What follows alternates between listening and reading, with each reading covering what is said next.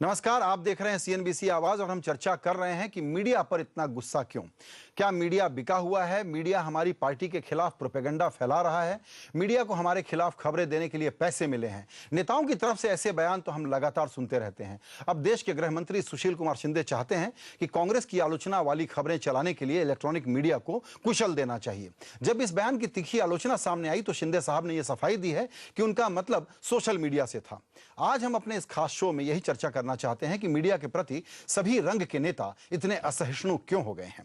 Media के बारे में मीडिया पर ही अपनी राजनीति खड़ी करने वाले लोग मीडिया को धमकियां क्यों दे रहे हैं, और अगर मीडिया तरफदारी करता भी है तो उसे रोका कैसे जा सकता है। इस चर्चा में हमारे साथ चार खास मेहमान हैं। हिंदुस्तान टाइम्स के राजनीतिक संपादक विनोद शर्मा, राजनीतिक विश्लेषक पुरुषोत्तम अग्रवाल, ब्रॉडकास्ट एडिटर्स एसोसिएशन के महासचिव एनके सिंह और आरएसएस से जुड़े हुए विचारक राकेश सिन्हा। मेहमानों का वक्त निकालने के लिए शुक्रिया। पहला सवाल पुरुषोत्तम जी मैं आपसे पूछूंगा कि ये जो लगातार आजकल मीडिया पर अटैक का एक फैशन बन गया है, इनटॉलरेंस बहुत बढ़ गई है, इसमें मीडिया की कितनी गलती है या नेता ने बिल्कुल काला चश्मा पहन रखा है? देखिए, मुझे लगता है कि मीडिया पर अटैक नेताओं के जो है वो अपनी जगह, और उसमें तो बहुत जाहिर सी बात है कि जब आपकी तारीफ करे मीडिया तो अच्छा है, आपकी आलोचना करे तो बुरा है।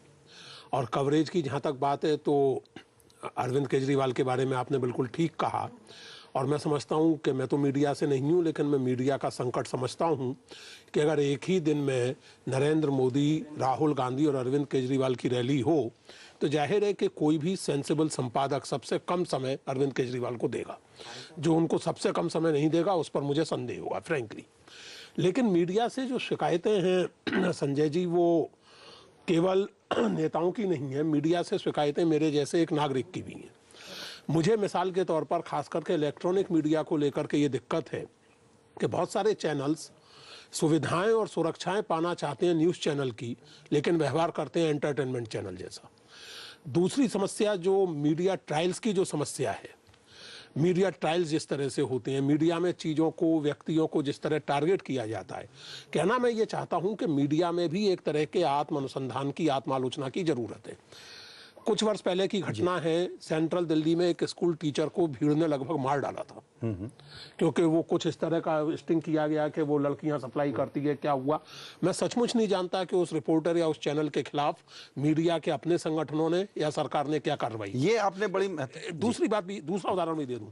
2 महीने पहले खुर्शीद अनवर नाम के सोशल एक्टिविस्ट ने आत्महत्या कर ली, और उसके पीछे वही था, एक पर्टिकुलर चैनल का उसको टारगेट करके एक नितांती आक्रामक किस्म का कार्यक्रम चलाना। मुझे लगता है कि मीडिया को यह समझना होगा कि उसकी चेतना और उसकी संवेदनशीलता केवल नेताओं के प्रति केंद्रित ना हो, जनता के प्रति भी हो। मैं सचमुच मीडिया के साथ हूं जब नेता उस पर इस तरह का अटैक करते हैं, चाहे वो शिंदे साहब कर रहे हो, चाहे जनरल वीके सिंह कर रहे हो। लेकिन एक नागरिक के तौर पर मैं ये उम्मीद करता हूं मीडिया से भी कि वो ऐसा तंत्र विकसित करे कि वो ज्यादा जिम्मेदारी का। और आपने बिल्कुल सही कहा कि एक जो बिलो द रेडार वाले चैनल हैं जो इस प्रकार की स्टिंग कर देते हैं, या आपने जो दूसरी बात कही कि सुविधा तो न्यूज चैनल की लेंगे लेकिन चलाएंगे मनोरंजन किस्म के कार्यक्रम, उन लोगों के बारे में कोई एक चर्चा आगे बढ़ सकती है। विनोद जी, आजकल का नया नैरेटिव यह है कि आपका अगर अनकट, अनफिल्टर्ड, अनसेंसर्ड कवरेज चल रहा है, जो चल रहा है, तो बिल्कुल पसंद है। जरा सा हमने आपको क्रिटिसाइज कर दिया, आपका मतलब आम आदमी पार्टी को क्रिटिसाइज कर दिया तो बुरा मानते हैं, तरह तरह के अनर्गल आरोप लगाते हैं। ऐसे आरोप जो उस वक्त चैनल पर सुनाई पड़ रहे होते हैं, दिखलाई पड़ रहे होते हैं, और फिर कहा जाता है कि मीडिया बिका हुआ है। तो ये जो नियो लिबरल और नियो डेमोक्रेटिक फोर्सेस से जब ऐसी आवाजें सुनने को आती हैं तो आपको कैसा लगता है? देखिए, बात है कि जहां तक अरविंद की बात है तो अरविंद को तो सैचुरेशन कवरेज मिला। अरविंद और अन्ना हजारे की जो मूवमेंट है उसको कम से कम मेरी जानकारी में तो आपके पूरे करियर में बताइए आपने अगर ऐसा कवरेज मैंने कभी किसी को इतनी सैचुरेशन कवरेज नहीं देखी। बाबा आमटे को नहीं देखी, चिपको आंदोलन को नहीं देखी, मेधा पाटकर को नहीं देखी, बल्कि मेधा पाटकर को तो कुछ कई बार क्रिटिसिज्म झेलना पड़ा अपनी मूवमेंट के चलते। जैसे ये मिडिल क्लास के डार्लिंग है, वैसे वीपी सिंह के मिडिल क्लास डार्लिंग बनने को भी आपने करीब से देखा। उनकी आलोचना कैसी होती थी? देखिए, वीपी सिंह की काफी आलोचना हुई जब मंडल कमीशन वो लेके आए, और मैं ये समझता हूं कि वीपी सिंह को भी लोगों ने हाथों हाथ उठाया, मीडिया के लोगों ने। जब जब समाज में और हमारी राजनीति में कोई ऑप्शन नजर आता है मीडिया को, तो मीडिया उसको प्रोत्साहन देता है। और मैं समझता हूं को अरविंद केजरीवाल को इस बात पे पुनर्विचार करना चाहिए। जनरल वीके सिंह दूसरे ऐसे व्यक्ति हैं कि जिनको वीपी सिंह 2 बनाने का पूरा पूरा नियोजन कर लिया था हमारे मीडिया ने जी। क्योंकि देखिए बैकग्राउंड वही था, डिफेंस डील की बैकग्राउंड थी, बिल्कुल। जैसे कि वीपी सिंह डिफेंस लेकिन मिनिस्टर थे। मीडिया ने कोशिश कर ली, चलता नहीं ना, नहीं अगर चलता आपके नहीं है, पास- देखिए हाँ। बात है। लेकिन मैं अरविंद केजरीवाल से बताना चाहता हूं कि मीडिया को पॉलिटिकल पार्टी से, राजनेताओं से शिक्षा लेने की कोई जरूरत नहीं है। हमारे भीतर एक संवाद चल रहा है जी। और हम लोगों ने भरकस आलोचना की उस ट्रेंड की, जी, जैसे कि पेड न्यूज बोलते हैं, या जिसको कि वो प्राइवेट ट्रीटीज की जी। बात है, तो हमने बहुत उसको आलोचना की है और हमें उनसे कुछ सबक लेने की जरूरत नहीं है। उन बीमारियों से लड़ना चाहिए, उसमें तो कोई दो राय है ही नहीं है। जी। एनके सिंह, आप एक क्रिटिकल जॉब में हैं आजकल, जहां पर कि आपको मीडिया की गलत चीजों के भी तरफ जिम्मेदारी के साथ जवाब देना है पब्लिक को। ब्रॉडकास्टर एडिटर एसोसिएशन के आप इस वक्त सर्वा हैं। आप ये बताएं कि शिंदे साहब जब ये कहते हैं कि इलेक्ट्रॉनिक मीडिया को कुचल दो, फिर कहते हैं कि नहीं मैंने तो सोशल मीडिया के संदर्भ में कहा था, सोशल मीडिया को भी वो समझ नहीं रहे हैं, कहते हैं कि जिस रास्ते पर आपका संवाद चल रहा है वो रास्ता तोड़ दो, बंद कर दो। कैसे लड़ा जाएगा इन चीजों से? नहीं, आपने तो एक तो ये कह दिया कि मेरा काम डिफेंड करना है गलत को भी। ऐसा नहीं है, गलत होता है तो डिफेंड नहीं किया जाता है। बहरहाल विनोद ने एक बड़ी अच्छी बात कही कि एक सेल्फ चर्निंग चल रही है, एक सेल्फ कैथारसिज्म चल रहा है। और अगर आप गौर करें तो लगातार कोशिश हो रही कि मीडिया में जो चीजें गलत हैं उसको सुधारी जाए। और ये सेल्फ करेक्टिंग प्रोसेस एक हमेशा डेमोक्रेसी की खूबसूरती होती है। भारत की दिक्कत यह है कि 65 साल की मैच्योरिंग डेमोक्रेसी में टॉलरेंस खत्म हो जा रहा है। मीडिया जब अटैक करता है अरविंद केजरीवाल को, जब सब कुछ अच्छा रहता है तो कोई मोदी नहीं लगता है कि मीडिया को इन्फ्लुएंस कर रहा है। ऑल ऑफ ए सडन उनको लगता है कि नहीं साहब, जब क्रिटिसाइज हो रहे हैं तो मीडिया जरूर किसी मोदी से, किसी उनसे इन्फ्लुएंस्ड है, अंबानी से इन्फ्लुएंस्ड है। ये इससे हो ये रहा है कि आप डेमोक्रेटिक इंस्टीट्यूशन सारे को खत्म करते जा रहे हैं। मीडिया को आप क्रिटिसाइज करें, कोई दिक्कत नहीं आपने आपने एक बहुत इंपॉर्टेंट बात कही कि सारे इंस्टीट्यूशंस पर हमला करो। इसीलिए आपकी संस्था के तौर पर क्या आपको लगता है, मैं तो बहुत ज्यादा इस बात पर प्रोवोक्ड हूं कि हमारे ही नेटवर्क के, हमारे चैनलों पर उनकी सारी वो गलत बातें जो अनर्गल हैं, निराधार हैं, हम दिखा रहे हैं, उसके बाद इस आलोचना का शिकार हो रहे हैं। एज एन एसोसिएशन आपको लगता है कि इस बात को एक जगह रोकने की और इनको ये बताने की जरूरत है कि भाई बस करो, बहुत हो गया, अब तुम लाइन क्रॉस कर रहे हो? नहीं, बल्कि यूं देखिए कि जब वो अच्छा करते हैं तो हम अच्छा दिखाते हैं, लेकिन एक पूरे एडवर्सेरियल फॉर्म ऑफ डेमोक्रेसी है। हमारी डेमोक्रेसी एडवर्सेरियल है जिसमें कि इंस्टीट्यूशनल क्लैशेस होते हैं और बहुत वेलकम स्टेप है। लेकिन जब वो ये कहते हैं कि नहीं साहब, मुझे एक एडिटर इन चीफ ने आके कहा कि मुझे मालिक ने कहा है, उसके 7 दिन पहले कहते हैं कि नहीं साहब, मुझे एक रिपोर्टर ने कहा कि एडिटर कह रहा है कि इनके खिलाफ लाओ, तब ये लगता है कि ये वेग जोन में जा रहे हैं। जो लॉजिकल फैलेसी के पैरामीटर्स हैं उसमें आ गए हैं। मसलन आपसे कौन पूछने जाएगा आप किस एडिटर का नाम ले रहे हैं जिसने कहा है कि मालिक है, ये वो आप कह के आप पूरे इंस्टीट्यूशन को मेलाइन कर दे रहे हैं। एक तो ये गलती हुई है। दूसरा, बीए ब्रॉडकास्ट एडिटर्स एसोसिएशन लगातार ये कोशिश कर रहा है और हमारी सबसे बड़ी सफलता है कि नरेंद्र मोदी ने हमें बुरा भला कहा। याद होगा गोवा का स्टेटमेंट आपको, आप चाहें तो वो दिखा भी सकते हैं। उन्होंने कहा कि नहीं साहब, उनको दिल्ली नजर आता है, पारिकर का वो नहीं, सूचना नहीं नजर आती है।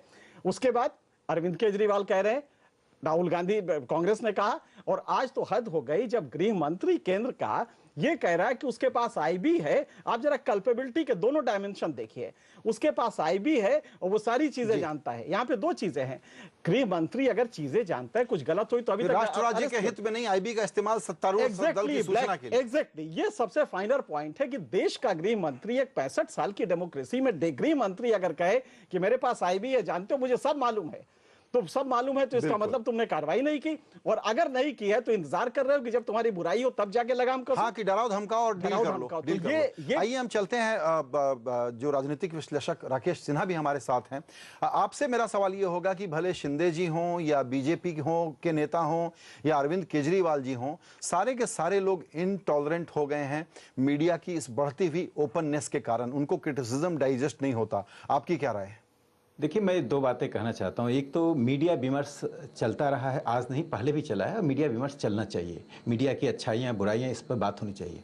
लेकिन पूरी मीडिया को जब आप टारगेट करते हैं, और टारगेट तब करते हैं आप चाहते हैं कि आपका मूल्यांकन अनक्रिटिकल हो, जहां ही मीडिया ने क्रिटिकली आपको देखना शुरू कर दिया, वहां मीडिया आपकी दुश्मन हो गई, मीडिया पूंजीपतियों की औलाद हो गई, मीडिया पर आप अनर्गल आरोप लगा रहे हैं। देखिए, जब आप मीडिया पर आरोप लगाते हैं तो सिर्फ मीडिया के संपादक पर नहीं लगाते हैं, बड़े मीडिया कर्मी हैं, उसमें बहुत ईमानदार लोग हैं जो मेहनत करके अपनी रोजी रोटी के साथ साथ प्रोफेशनल इंटीग्रिटी के साथ काम करते हैं। आप पूरे इंस्टीट्यूशन पर आरोप लगाते हैं। जो अरविंद केजरीवाल ने अभी मीडिया को टारगेट किया, अरविंद केजरीवाल के बारे में तो कहा जाता है कि वो तो इलेक्ट्रॉनिक ट्यूब के प्रोडक्ट हैं। मीडिया ने जिस ढंग से उनके सभी बातों को प्रसारित किया, पूरे देश भर में फैलाया। जब वे संसद को चुनौती दे रहे थे, जब असंसदीय भाषा का प्रयोग कर रहे थे, उनको आदत पड़ गई है कि उनकी हर बात को अनक्रिटिकली मीडिया दिखाए। ऐसा नहीं हो सकता है। आपको मैं एक उदाहरण देता हूँ।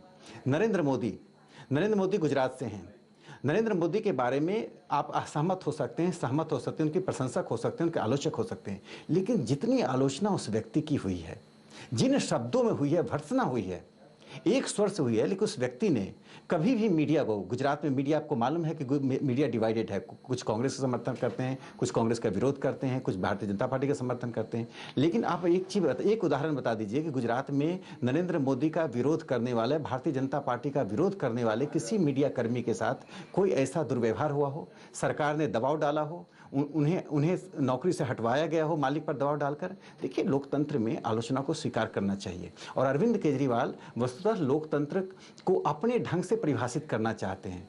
उनमें बहुत अच्छी बातें उठाते हैं। लोकतंत्र में हर व्यक्ति कोई पूर्ण रूप से कोई सही नहीं होता है, पूर्ण रूप से कोई गलत नहीं होता है, लेकिन ऐसा करने में आप दुरुपयोग कर रहे हैं। आप मीडिया को टारगेट करके लोकतंत्र को टारगेट कर रहे हैं। आपको बता दूं कि आपातकाल में भी यह मीडिया इंदिरा गांधी से टक्कर ले रही थी। हर समय मीडिया ने अपना रोल प्ले किया। और अरविंद केजरीवाल को विश्वास रहना चाहिए कि यह मीडिया कभी भी किसी के सामने घुटना नहीं टेकती है। लेकिन वो चाहते हैं कि मीडिया, वो बेसिकली क्या है ना, जो लोग पैम्पर्ड होते हैं मीडिया से, वो मीडिया से ऐसी अपेक्षा जो लोग मीडिया से ज्यादा पैम्पर्ड हैं उन्हीं को फिर मीडिया से ज्यादा शिकायत होती है। विनोद जी, आपने पिछले यूपीए 1 और 2 के कार्यकाल को नजदीक से, चूंकि दिल्ली में आप वरिष्ठ पत्रकार हैं, क्लोजली देखते आए हैं। शिंदे साहब की चर्चा इसमें कम हो गई, हालांकि इमीडिएट प्रोवोकेशन वो था।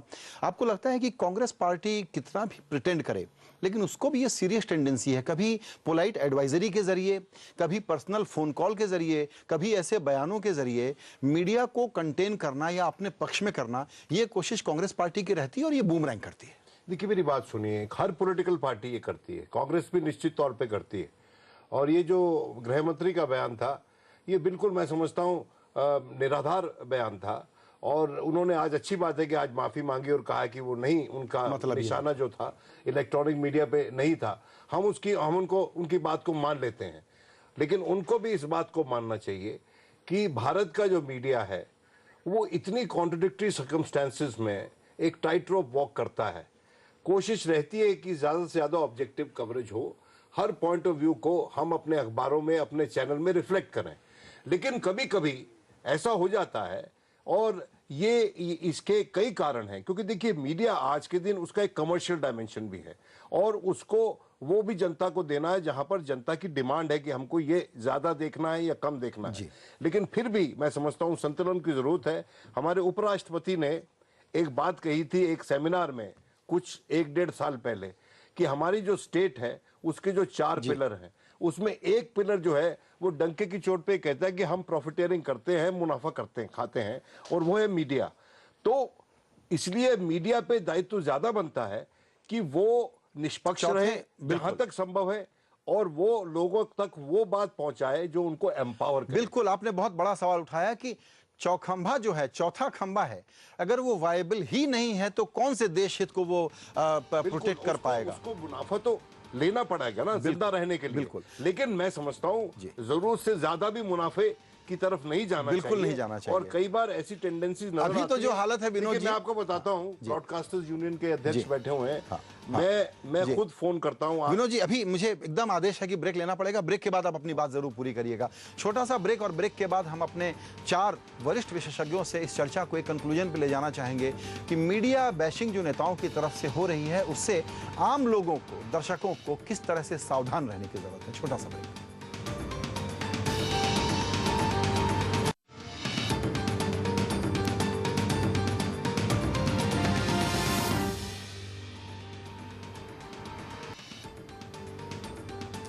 सीएनबीसी आवाज पर चर्चा हो रही है कि मीडिया पर नेताओं को इतना गुस्सा क्यों आता है।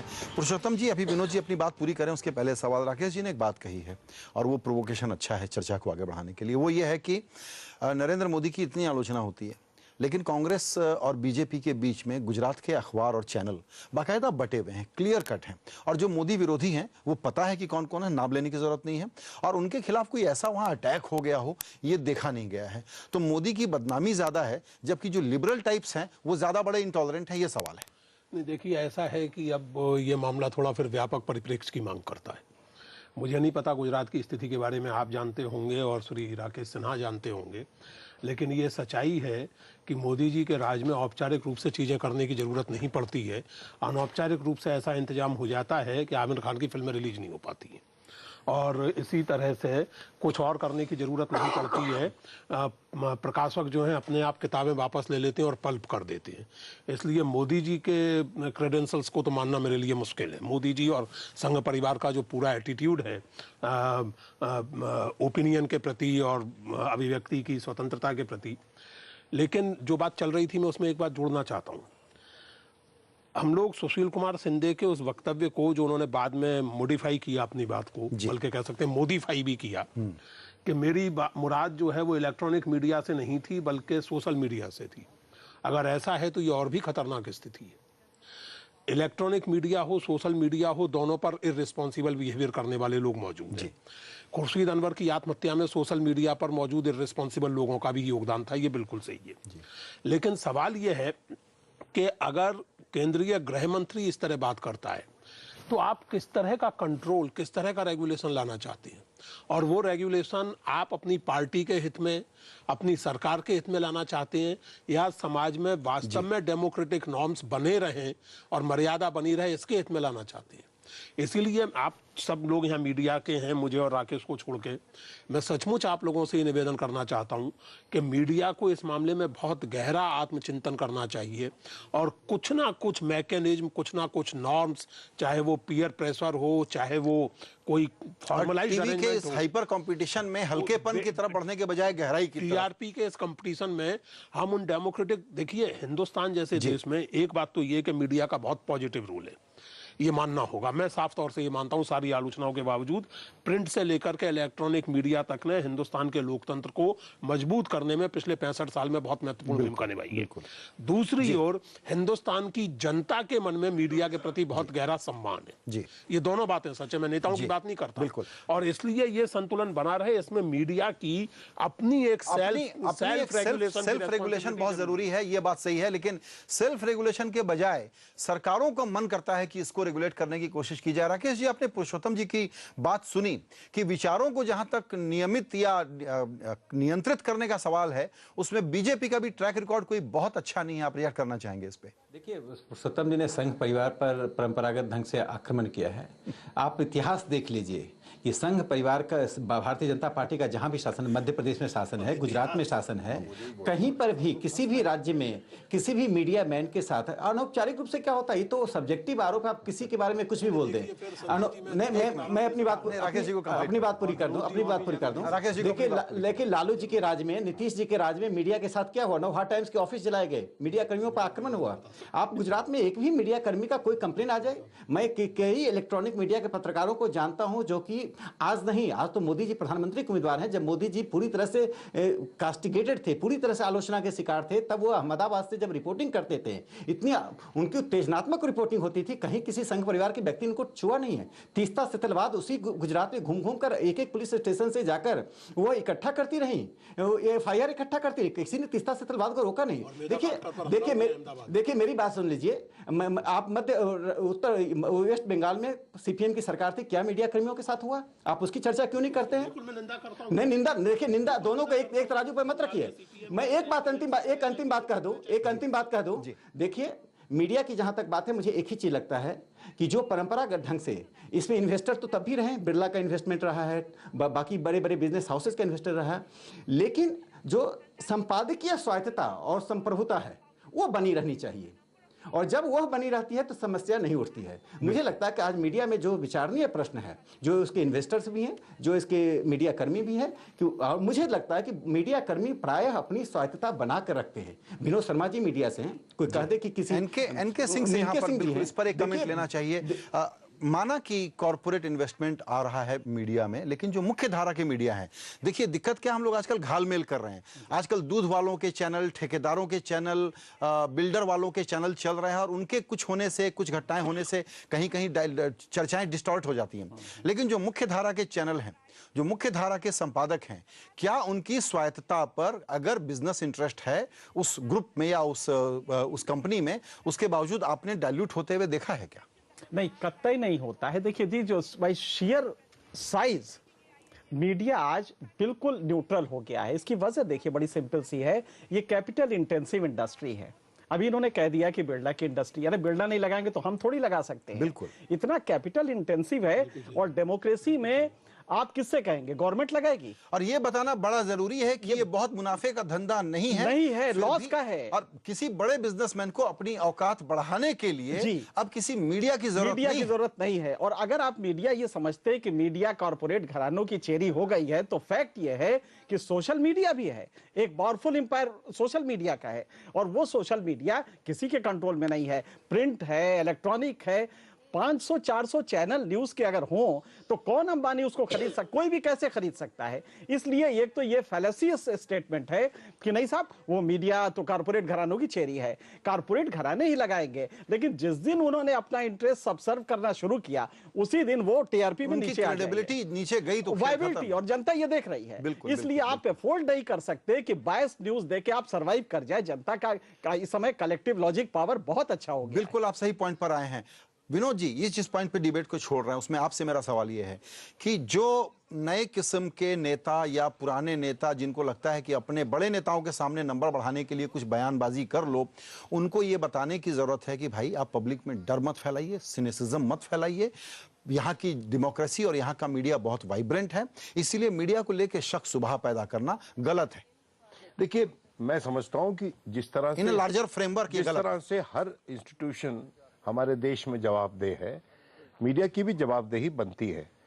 और जो पेयर प्रेशर की बात है वो बहुत अहम है। मिसाल के तौर पे जब मैं टेलीविजन चैनल देख रहा होता हूँ, मैंने बहुत बार राजदीप को फोन किया, बहुत बार भूपेंद्र चौबे को फोन किया, बहुत बार बरखा दत्त को फोन करता हूँ, सागरिका को फोन करता हूँ, और टीवी एंकर्स को फोन करता हूँ, राहुल शिवशंकर है उनको फोन करता हूँ, और मैं कहता हूँ कि भाई ये तो गलत है, ये क्या दिखा रहे हो आप। और मैं ये समझता हूँ कि जो पेयर प्रेशर है इस प्रोफेशन में, अरविंद केजरीवाल, वीके सिंह और शिंदे साहब, और ये जो आरएसएस की जो बात की उन्होंने, आरएसएस की जहां तक बात है, देखिए आरएसएस सर समय की कमी है, आरएसएस पर मैं आपको सेंसर नहीं कर रहा हूं, 15 सेकंड। हाँ, आरएसएस बीजेपी की जो बात है उसमें सिंपल सी बात है कि उनका तरीका अलग है।